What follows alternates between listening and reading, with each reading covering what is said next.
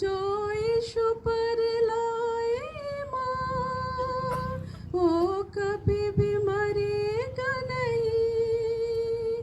उसके पाप सारे होंगे क्षमा, उसके पाप का कोई जोर ही नहीं।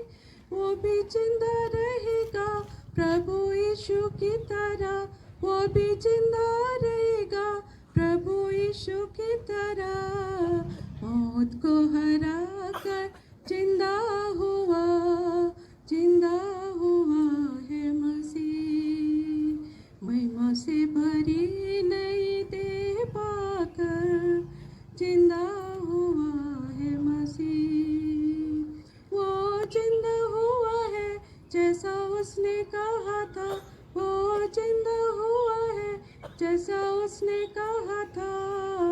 मौत को